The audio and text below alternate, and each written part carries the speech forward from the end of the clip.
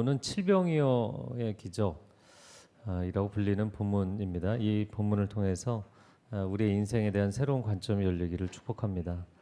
1절 말씀 같이 읽어보겠습니다. 그 무렵에 또 큰 무리가 있어 먹을 것이 없는지라 예수께서 제자들을 불러 이르시되.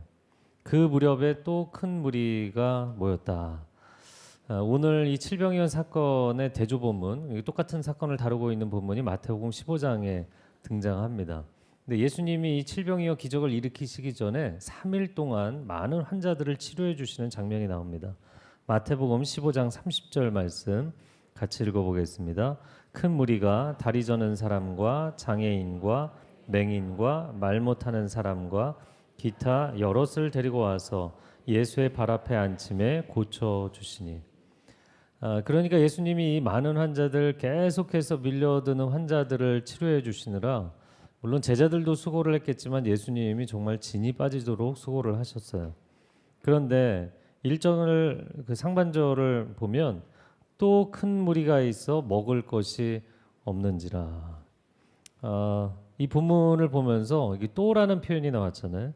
지난번에 마가복음 6장, 오늘이 이제 마가복음 8장인데 6장 본문에서 오병이어 사건이 있었거든요. 그런데 또 똑같은 상황이 벌어졌다는 거죠. 또 큰 무리가 모였고 또 먹을 것이 없다니. 제가 설교 준비를 하려고 하면서 이 본문이 칠병이어 본문인 것을 알기 때문에 오병이어 설교를 한 지가 얼마 안 됐는데 또 칠병이어 본문이라니. 하나님, 제가 무슨 말씀을 전해야 되겠습니까? 설교자인 저도 이런 비슷한 난감한 상황이 있는 것인데 여러분 인생을 살다 보면 정말 그런 일이 많습니다. 문제 상황이 반복이 되다 보면 스트레스가 배가 되고 트라우마에 시달리는 분들이 있어요. 오늘 말씀 가운데 사람은 많은데 먹을 것이 전혀 없었다. 이것을 덧셈, 뺄셈, 곱셈, 나눗셈 이 계산법으로 이야기를 해본다면 내가 책임질 대상은 한없이 많은 거예요. 계속해서 더해지는데 내가 빼어줄 것은 아무것도 없다. 그러니까 아무것도 없는 상태에서 줄 것만 생기면 그냥 고스란히 마이너스가 되는 거잖아요. 그래서 1인당 필요한 분량을 생각하고 거기에 이 사람들을 곱셈을 한다면 이 곱셈 자체가 불가능한 거예요. 왜냐면 가진 것 자체가 없으니까 아무리 많이 곱해봤자 0이 되는 거죠. 그러니까 곱셈이 불가능하다면 나눗셈은 그 다음에 이어질 수가 없는 겁니다. 이것을 한번 플러스 마이너스 곱셈 나눗셈으로 한번 생각해 보면 예수님과 제자들 13명, 최소 13명, 그리고 이제 무리들이 4,000명이나 더해졌잖아요. 그러면 4,013명이 총 인원입니다. 근데 현재 보유한 음식은 하나도 없어요. 그런데 보유한 음식은 없는데 이 4,013명을 먹여야 되는 총 필요한 음식의 총량을 만약에 여기서 빼낸다면 고스란히 전체가 마이너스 상태입니다. 그래서 1인당 필요한 음식을 생각한다 할지라도 5,000원어치, 10,000원어치 뭐가 됐든 간에 총 인원을 곱해봐도 사실은 1인당 필요한 음식의 값이 아무리 많을지라도 나눗셈에서 해결이 안 되는 것은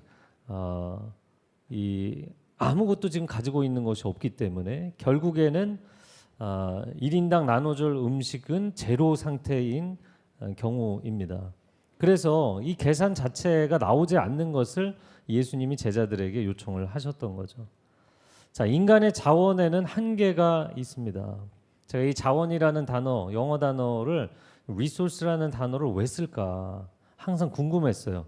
왜냐하면 source라는 단어는 원천인데 거기다가 왜 re를 붙였을까. 근데 이번에 단어의 어원을 찾아보고 알게 됐어요. 자원이라는 단어가 중세 불어에서 나온 단어이더라고요. 근데 그 단어의 원뜻이 재생하다라는 뜻입니다.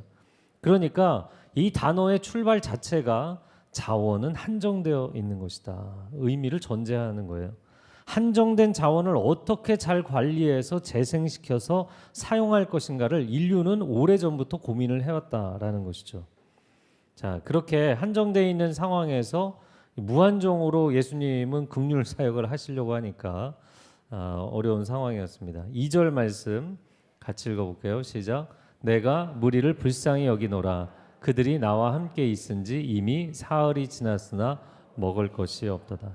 자, 예수님이 제자들을 불러서 처음 하신 말씀이 무엇이었는가? 내가 무리를 불쌍히 여기노라. 한번 같이 해보시겠어요? 내가 무리를 불쌍히 여기노라. 목자 없는 양떼 같은 무리들, 영혼의 양식, 육신의 양식도 제대로 먹지 못하는 이 무리들을 보면서 예수님은 한없이 긍휼히 여기는 마음을 가지셨어요. 그러나 어떻게 하겠는가? 대책이 없는 상황이잖아요.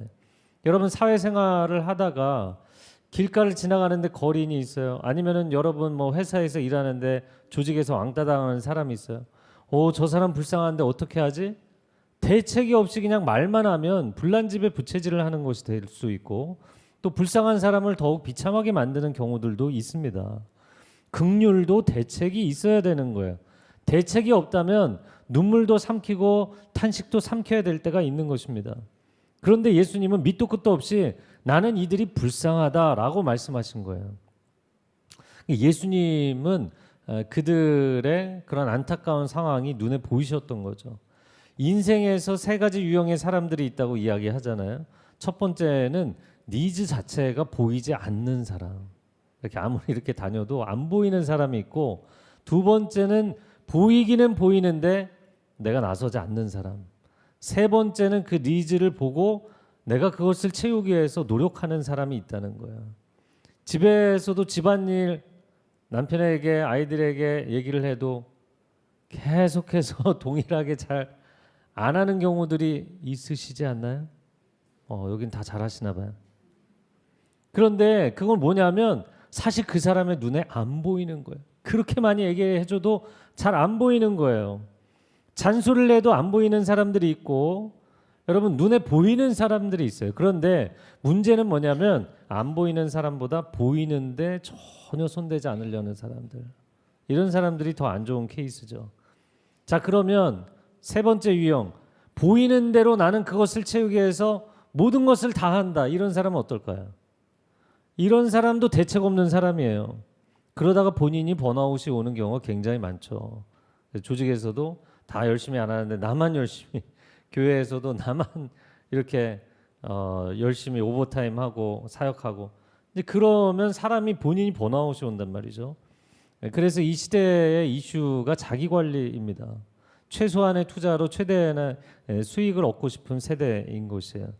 그러나 만약에 그렇게 자기관리의 측면, 이기적인 관점에서 세상을 본다면 십자가의 복음은 불가능한 것입니다. 이 예수님의 밑도 끝도 없는 긍휼, 예수님의 대책 없는 사랑이 없었다면 하늘의 영광 보좌를 버리고 이 어둠의 세상에 오시는 성육신은 없었을 것입니다. 십자가의 대속도 없었을 것이고 우리에게 천국이나 영생이 보장되지는 않았을 거예요. 그래서 대책이 없는 것이지만 그러나 이 놀라운 관심과 사랑이 필요한 것이죠. 자, 그러나 이 상황에서 보면 제자들은 사역에 너무나 많이 지쳐 있었어요. 예수님이 이날만 그러셨겠어요? 가는 곳마다 예수님이 또 긍휼이 얼마나 많으십니까? 그러니까 다 도와줘야 돼요. 다 밑도 끝도 없이 다 도와줘야 되는 거예요. 그런데 제자들은 지쳐 있고 예수님만 들떠 있는 것 같은 그런 상황입니다. 종종 수학 선생님이 어려운 문제를 내고 학생들이 못 풀고 있는데 선생님이 막 들떠 있는 거. 내가 이거 어떻게 푸는지 아는데, 이거 굉장히 쉬운데 알려주고 싶은데, 네, 학생들은 못 풀고 있는데 선생님만 막 들떠 있는 그런 장면입니다. 제가 얼마 전에 초등학교 6학년 때 은사님을 만나 뵀어요. 근데 오랫동안 제가 선생님 번호를 찾았는데 저희 교인 중에 저희 선생님 번호를 아는 사람이 있어서 놀랍게 만나서 제가 정말 몇십 년 만에 만나 뵀어요. 저에게 뭐라고 표현할 수 없을 만큼 놀라운 사랑을 주셨던 분이세요. 네, 선생님이 기억하는 초등학교 6학년 때의 상준이가 어땠느냐. 저랑 2시간 넘게 이야기를 하시면서 한 1시간은 이 얘기 하셨어요. 상준아, 너는 어떤 학생이었는지 아니? 너는 아무런 의욕도 없고 넌 뭘 제대로 하려는 게 아무것도 없었잖니. 숙제를 제대로 해와, 일기장을 제대로 써와, 일기장 써오라 그러니까 억지로 매일 2-3줄 정도 끄적끄적, 그것도 글씨도 삐뚤빼뚤, 청소 시간에 청소를 하고 있는 건지 이 선생님 얘기를 그대로 제가 지금 전하는 거예요. 제가 그런 학생이었어요. 선생님이 불러서 선생님 앞에 서 있으면 선생님을 쳐다보지 않고 창밖을 쳐다봤대요. 창밖. 그래서 제가 선생님에게 네 선생님 제가 그렇게 아무런 의욕이 없던 아이였습니다. 그러면서 제 그 어린 시절에 못다한 얘기를 다 설명을 드렸어요. 제가 멍든 상태로 태어나서 우울감에 늘 가라앉아 있는 멍 때리고 있는 아이였습니다. 제가 거의 매일 아침마다 지각을 했을 겁니다. 늘 무엇인가를 하고 싶은 의욕은 전혀 없었습니다. 그러나 감사한 것은 선생님이 베풀어 주신 그 사랑 때문에 제가 힘을 얻기 시작했고 중학교 3학년 때 하나님 인격적으로 만나고 성령 체험하면서 제 인생이 바뀌기 시작했습니다. 지금은 매사에 의욕이 너무 넘쳐서 문제입니다. 할렐루야. 네, 제가 변한 것을 사람들이 안 믿어주거든요. 제 선생님 한번 간증을 세워야 될 것 같아요. 네, 여러분 제가 이렇게 변할 수 있다면 여러분도 여러분의 자녀들도 변할 수 있는 줄로 믿습니다. 예수님을 만나고 제 인생에서 가장 크게 달라진 점은 자원하는 마음이었어요. 누가 억지로 시켜서 살아가는 인생, 주어진 인생이 아니라 내가 살고 싶은 인생. 하나님의 영광을 위해 살고 싶다. 하나님이 기뻐하시는 일을 하며 살고 싶다. 하나님의 마음을 시원케 해드린 인생 살고 싶다. 할렐루야. 제가 이제 상담하다 보면 도대체 하나님 왜 날 세상에 보내서 날 이렇게 힘들게 하느냐? 왜 인류는 창조해서, 왜 역사는 시작해서, 왜 세상은 만들어서 이런 질문하시는 분도 굉장히 많거든요. 제가 그런 질문하던 사람이기 때문에. 그런데 그러던 제가 이제는 불가능한 일에 대한 열정이 생기는 거예요. 너무나 많은 사람들이, 너무나 많은 젊은이들이, 너무나 많은 자녀들이 우울증에, 공황장애, 조울증에, 자살 충동에 집에서 나오지 못하고 몇 개월째, 몇 년째 그렇게 지내는 수많은 아이들이 있어요. 여러분 가정이 어렵고 깨어지고 교회들이 어려워지고 지난 30년 동안 한국 교회가 무너져 왔잖아요. 그런데 그런 영혼들에 대한 열정이 있고 그런 한국 교회를 살리고 싶은 마음이 이 밑도 끝도 없는 마음이 하나님이 제게 주신 마음이에요. 사람마다 하나님이 주신 열정 분야가 다 있다고 생각합니다. 제가 어떤 사업가를 만났는데 이분은 뭐 그렇게 열심히 일하는 것 같지도 않아요. 그런데 너무너무 사업이 잘 돼요. 손대는 일마다 잘 돼요. 그러면서 목사님, 사업가도 돈의 흐름이 보이는 사람이 있고 안 보이는 사람이 있는 겁니다. 그런 얘기를 하시더라고요. 여러분 돈의 흐름이 보이는 사람은 사업하고 투자해야죠. 또 어떤 사람은 사람의 심리가 보이잖아요. 사람의 심리가 보이는 분들은 사람들의 내면을 회복하는 상담가가 될 수 있겠죠. 또 가난한 사람들이 유독 많이 보이는 분들은 사회사업을 하고 구제사역을 해야 될 것입니다. 또 아이들이 많이 보이는 분들은 교육사업을 하는 거예요. 저희 교회에서 앞으로 7주 새가족반이 끝나고 나면 그 8주 차에 저희가 새가족 만남의 잔치에서 지금 2차례 은사배치 테스트를 했는데 주명 권사님이 네트워크 은사배치 세미나를 8주 차에 이어서 바로 해주실 겁니다. 그래서 저는 여러분 너무너무 기대가 됩니다. 왜냐면 온누리교회에서도 이 네트워크 은사배치 세미나는 주명 권사님이 원조시거든요. 그래서 여러분 강의 들으시고 정말 내가 어떤 은사를 갖고 있는지 또 내가 어떤 갈망을 갖고 있는지 그런 것들을 확인하시고 봉사를 하시면 좋을 것 같아요. 예수님께서 지금 상황이 너무나 불가능한 상황인데 이 불가능한 상황에서 불가능한 일을 자꾸 하려고 하시는 거예요. 도저히 계산도 되지 않고 답도 나오지 않는 문제를 풀라고 하시는 거예요. 빌립보서 4장 13절 같이 읽어볼까요? 내게 능력 주시는 자 안에서 내가 모든 것을 할 수 있느니라. 아멘. 여러분 이 말씀 좋아하시지 않나요? 우리는 불가능을 가능케 하는 이 말씀, 불가능을 가능케 했던 성경의 인물들 좋아합니다. 제가 이번에 아시안 게임 몇몇 하이라이트를 보니까 정말 훌륭한 선수들이 많더라고요. 그 중에서 배드민턴의 안세영 선수를 보니까 와, 이거 완전히 다른 차원의 선수구나. 저도 배드민턴을 한때 굉장히 좋아했었기 때문에 이게 얼마나 피나는 노력을 했을까. 그 최고의 선수들과도 비교가 안 될 정도의 실력을 갖고 있잖아요. 우리는 그런 선수 보는 거 좋아합니다. 그러나 만약에 나에게 그런 인생이 되라고 이야기를 한다면 별로 달가워하지 않을 거예요. 너무 고생을 해야 되기 때문에. 최근에 저를 만난 분들이 저에게 그런 얘기를 다 하시더라고요. 제가 교회를 개척했습니다. 아닙니다. 그 교회는 개척교회가 아닙니다. 개척교회 맞는데요. 아닙니다. 제가 소문을 들어봤더니 온누리교회에서 나오실 때 교인 구성 다 해서 건물까지 세워서 나오셨다면서요. 네? 전 그런 적이 없는데요. 네, 여러분 정확하게 다시 한번 정리를 해드리면 전혀 아무것도 없는 상태에서 사실 개척을 했고 지금까지 이 모든 일은 하나님이 친히 행하신 일인 줄로 믿습니다. 계산도 안 나오고 대책도 서지 않는 일을 하나님이 시키셨기 때문에 이 일을 시작하신 그분이 이 모든 것을 행하신 줄로 믿습니다. 내가 이제 하반기 사역을 놓고 기도를 하면서 부흥 집회를 10월 중순에, 지금 10월이잖아요. 10월 중순에 하려고 했었어요. 새 예배 초소에서 우리가 뜨겁게 하나님 예배하고 만나는 그 은혜의 자리를 사모하는 마음이 있었습니다. 근데 저희가 입주하고 지금 2주가 지났는데 이번 주까지 저희가 마무리 공사를 했고 또 집기 세팅이 아직도 끝나지 않아서 계속 야근들을 하고 있어요. 어제도 제가 11시에 퇴근을 했는데 퇴근할 때도 여전히 남아있는 교육자들이 있었어요. 이준임 목사님을 포함해서.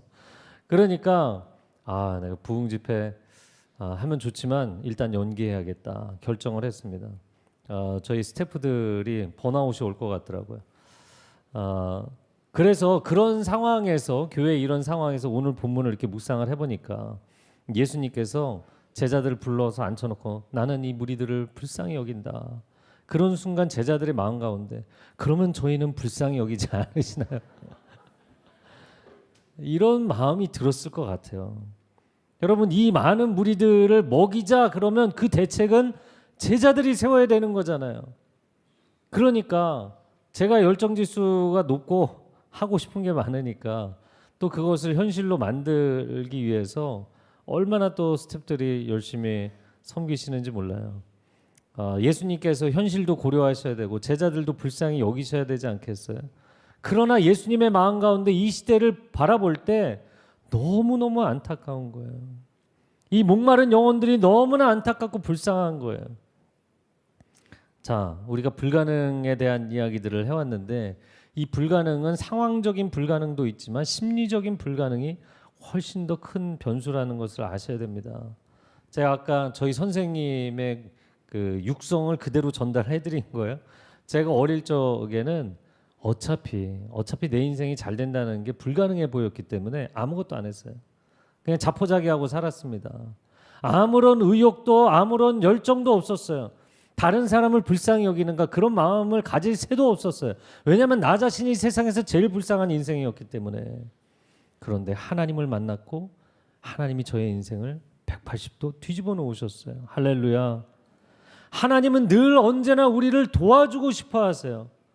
하나님 내 인생에는 왜 기적이 일어나지 않습니까? 아니다. 내가 너를 도와주고 싶다. 내가 하나님의 가능성의 그 계산법 안에 들어갈 수만 있다면 하나님의 계산은 틀렸습니다. 아무런 답이 나오지 않습니다. 얘기하지 않고 제가 하나님의 계산법을 신뢰하겠습니다. 하나님의 계산은 절대 틀리지 않았습니다. 이것을 신뢰한다면 여러분의 삶에도 기적이 일어날 줄로 믿습니다. 오늘 본문의 2절과 3절 말씀 다시 읽어보겠습니다. 시작. 내가 무리를 불쌍히 여기노라. 그들이 나와 함께 있은지 이미 사흘이 지났으나 먹을 것이 없도다. 만일 내가 그들을 굶겨 집으로 보내면 길에서 기진하리라. 그 중에는 멀리서 온 사람들도 있느니라. 큰 무리가 예수님과 함께 3일째 되었기 때문에 제대로 먹지 못하고 얼마나 배가 고팠을까. 주님이 하신 말씀이 저는 참 눈에 유독 띈 것이 내가 그들을 굶겨 보내면 그들이 집으로 가는 길에 기진할 텐데 멀리서 온 사람들도 있는데 그런데 예수님이 굶겨 보내는 게 아니잖아요. 그냥 양식이 없는 상태인 거지. 그런데 예수님께서는 그것을 자신의 책임으로 받아들이신 거예요. 어떻게든 먹이고 싶은 거예요. 얼마 전에 명절 연휴였잖아요. 고향에 다녀오신 분들, 네, 그냥 뭐 끼니마다 엄청나게 먹이시고 사이사이 계속 먹이시고 떠나는 날 아침에도 먹고 가라, 뭐 또 바리바리 싸주시고 그런 어머니의 마음 같은 예수님의 마음이 그렇게 느껴졌어요. 자, 이어지는 4절 말씀. 그럼 제자들은 어떻게 반응을 했는가 읽어보겠습니다. 제자들이 대답하되 이 광야 어디서 떡을 얻어 이 사람들로 배부르게 할 수 있으리까. 여러분 생각해 보세요. 여기는 광야이고 지난 3일 동안도 제대로 음식을 구하지 못했는데 도대체 어디서 떡을 구한다는 말씀입니까? 너무나도 맞는 이야기를 한 것이죠. 그러나 예수님의 관점과 제자들의 관점이 정반대라는 걸 보셔야 돼요. 지금 나는 이 상황에서 사람이 보이는가, 일이 보이는가? 여러분 예수님은 사람들이 보였어요. 근데 제자들은 그게 일로 보인 거예요. 시골에 계신 노모께서 연세도 많으시고 허리도 아프신데 왜 명절마다 그렇게 음식을 만들려고 하실까요? 그게 일로 보인다면 여러분 고생하는 일을 굳이 이제 더 이상 하실 필요 없죠. 그러나 사랑하는 아들, 딸, 사랑하는 손주들 얼굴이 아른거리기 때문에 그걸 하고 싶으신 마음이 있는 거예요. 그래서 여러분 일터에서나 가정에서나 교회에서나 일로 보이고 일만 보이는 사람은 결국엔 불행해지게 돼 있어요. 그러나 사람이 소중한 사람들이 보이는 사람이 비로소 행복할 수 있는 줄로 믿습니다. 또 한 가지 우리 자신에게 질문해야 되는 것은 제자들도 그렇고 우리들도 그렇고 주님이 보이는가 우리 자신이 보이는가. 예수님은 이미 오병이어의 기적을 행하셨던 분이잖아요. 그 예수님의 마음, 예수님의 능력을 신뢰하고 바라봐야 되는데 그런데 우리는 우리 자신을 보고 있는 거예요. 여러분 이상하지 않나요? 오병이어 기적이 얼마 전에 있었잖아요. 그러면 이 똑같은 상황에서 제자들이 예수님이 또 기적을 행하시겠지 이렇게 생각하는 게 정상일 것 같잖아요. 그렇지 않나요? 그런데 제자들이 전혀 엉뚱한 반응을 보였다는 거예요. 왜 그랬을까요? 우리도 동일합니다. 여러분이 인생을 살아오면서 지금까지 여러분이 노력한 것도 있지만 하나님의 은혜로 여기까지 오지 않았습니까? 때로는 완전히 무너질 것처럼 망할 것처럼 두려움 가운데 있었는데 하나님이 기적적으로 살리셔서 여기까지 온 거잖아요. 그런데도 또 똑같은 문제 상황이 찾아오면 주님이 보이지 않고 무능력한 자기 자신이 보이고 아무런 대책이 없는 연약한 자신을 바라보면서 또 두려워하고 또 불안해하고 또 근심 걱정하는 것. 그것이 인생인 것이죠. 자, 예수님께서 그럼 그 다음에 어떻게 반응을 하셨는가? 5절 말씀 읽겠습니다. 예수께서 물으시되 너희에게 떡 몇 개나 있느냐? 이르되 7이로소이다. 너희에게 떡 몇 개가 있느냐? 저는 이 질문에 제자들이 7입니다도 아니고 사실 헬라어 원문에는 그냥 7 그러고 끝이에요. 왜 이렇게 짧게 대답했나 버릇없이 생각을 해보니까 그게 아니라 예수님이 너희 떡 몇 개 있냐. 첫 번째 오병이어 기적 때에는 안드레가 무리들 가운데 찾아서 오병이어를 가지고 있는 소년을 데리고 온 경우고요. 이 칠병이어 사건의 결정적인 차이점은 제자들의 가방에 떡이 있었어요. 떡이 있었어요. 떡이 7개 있었어요. 생선이 2마리 있었어요. 그럼에도 불구하고 그들은 이게 아무 소용이 없다고 생각했던 거예요. 근데 예수님은 거기서부터 시작하겠다 말씀하신 겁니다. 6절 7절 말씀 읽어보겠습니다. 시작. 예수께서 무리를 명하여 땅에 앉게 하시고 떡 7개를 가지사 축사하시고 떼어 제자들에게 주어 나누어 주게 하시니 제자들이 무리에게 나누어 주더라. 또 작은 생선 2마리가 있는지라 이에 축복하시고 명하사 이것도 나누어 주게 하시니. 아멘. 나누어 주게 하시니 나누어 주게 하시니. 이 2번이나 6절 7절 반복해서 말씀을 합니다. 예수님께 다시 한번 제자들을 앉혀놓으시고 떡과 생선의 축사를 하셨어요. 그리고는 아니 내가 지난번에도 보여줬는데 또 믿지 못하다니 비켜라 내가 하겠다 이렇게 말씀하지 않으시고 이번에도 또 기다려주시고 또 그들을 믿어주시고 그리고는 칠병이어를 그들의 제자들의 손에 주셔서 제자들이 직접 나누어 주도록 하셨다는 거예요. 할렐루야. 그렇게 우리를 기다려주시고 우리를 통해서 일하시는 하나님을 찬양합니다.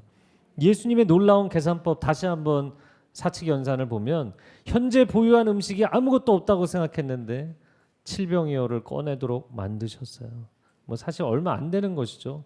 예수님의 손에서 제자들의 손으로 조각조각 나누어 주시고 나면 예수님의 손에는 사실 아무것도 안 남은 거예요. 또한 이 칠병이어를 4천 명으로 나눈다 생각을 하면 정말 부스러기 정도 아니겠습니까? 그런데 놀랍게도 4천 명에게 나눠줬는데 그들에게 필요한 모든 음식의 총량이 다 채워진 줄로 믿습니다. 그뿐만이 아니라 7광줄이나 남게 되었다. 저는 이것을 볼 때마다 오병이어 기적도 칠병이어 기적도 예수님의 사랑이 이 기적을 만들어낸 것입니다. 그래서 사랑은 나눗셈이 아니라 곱셈이라는 표현을 쓰는 거예요. 사랑은 나눌수록, 나누어주면 이게 계속 빠지면 없어져야 정상인데 나누어줄수록 커지는 거예요. 오늘날 사람들이 내가 지금까지 얼마나 열심히 공부를 했는데, 내가 얼마나 열심히 내 커리어를 쌓아왔는데, 내가 다른 사람을 위해서 살고 결혼해서 또 남편을 위해, 아내를 위해, 자녀를 위해 난 그렇게 나누는 인생 살지 않겠다. 그런 생각을 가진 사람 많잖아요.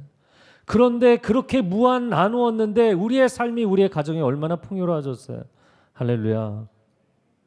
하나님의 은혜가 우리가 사랑의 헌신을 할 때 나타나는 거예요. 151 교회를 생각해 보면 하나님의 기적의 결과물인 줄로 믿습니다. 아무것도 없는 데서 시작했는데 하나님이 이끌어 오신 거예요.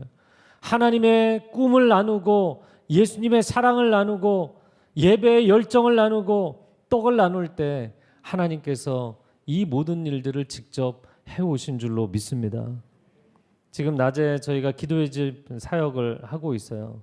9시에서 6시까지 이 본당에서 딱 99명의 기도 봉사자들이, 마가의 다락방 하셨던 봉사자들이 중보기도 하고 계시고 목마른 분들이 본당에 와서 기도를 하십니다.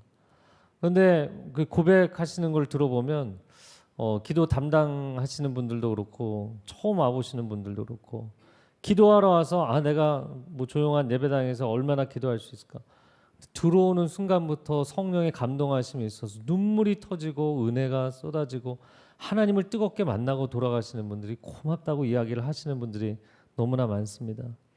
오늘날 이 교회 예배당들이 뭐 팬데믹 기간에 문제도 있었고 또 사건 사고가 많이 일어나니까 교회 예배당 문을 주중에 잠궈두는 경우가 많습니다.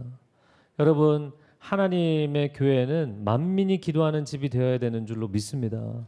하나님이 우리에게 복을 주시고 싶어도 우리가 문을 닫아두고 있다면 어떻게 복을 누릴 수가 있겠어요?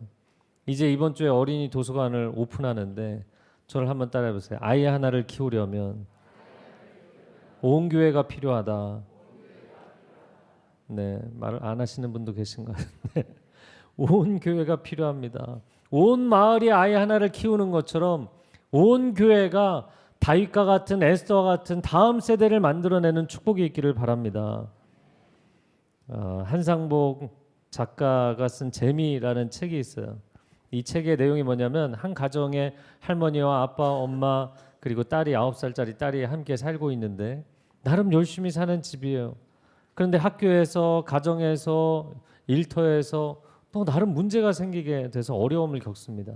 그런데 전혀 의외의 곳에서 재미있는 것을 발견하다가 그 재미로부터 출발해서 삶의 의미를 찾아가는 그런 내용이에요. 이 작가가 크리스찬 작가인지는 제가 모르겠어요. 설칭을 해봤는데 결말 부분에서 9살짜리 딸이 도서관에서 한 권의 책을 빌려서 읽으면서 깨닫는 내용이 나옵니다. 삶의 진리는 사치기 연산으로 풀이할 수 있다. 그러면서 덧셈은 인생의 부족함을 채워가는 과정이고 뺄셈은 과도한 욕심을 비워가는 것이고 또 좋은 일에 협동하여서 곱셈을 하는 인생, 시련은 홀로 지고 가는 것이 아니라 함께 지는 나눗셈을 통해서 인생은 기적을 체험하는 것이다. 그런 책의 내용이에요. 이것을 이 9살짜리 딸이 나름 노트에 정리를 합니다. 인생의 지혜 이퀄 공부는 덧셈, 욕심은 뺄셈, 협동은 곱셈, 시련은 나눗셈. 네, 참 지혜로운 내용이죠. 여러분, 우리가 이 땅에 살아가면서 무한한 자원이 있을 것 같지만 사실 날마다 살아가는 우리의 삶은 굉장히 많은 결핍에 시달립니다. 치열하게 경쟁하는 전쟁터에서 늘 자원의 한계를 경험하는 인생입니다. 사실 내게 있는 것이 별 것이 없기 때문에 내가 가진 것을 누구와 나눈다 생각조차 못하는 경우가 많아요. 그러나 예수님은 여러분이 갖고 있는 그 칠병이어 거기서부터 시작하시는 것을 원하시는 줄로 믿습니다. 제자들은 광야가 문제라고 생각했지만 이 상황적인 불가능의 문제가 아니라 내면에 이걸로 뭘 할 수 있겠어? 내가 뭘 할 수 있겠어? 의욕도 열정도 비전도 사라져 있는 인생. 여러분, 내면적 불가능이 심리적 불가능이 훨씬 더 큰 문제인 거예요. 내가 주님을 바라보고 주님의 꿈을 내가 함께 꾸고 주님의 꿈이 나의 비전이 되는 역사가 나타나면, 성령님의 감동하심이 나의 감동이 되는 인생이 되면 여러분의 인생 가운데 하나님의 기적이 나타나게 될 줄로 믿습니다. 가끔 상담하는 분들 중에 그런 얘기 하는 분들이 있어요. 내가 너무나 어려운 상황에서 하나님께 구해서 그 상황을 벗어났는데 왜 이번에 또 똑같은 상황으로 저를 힘들게 하십니까?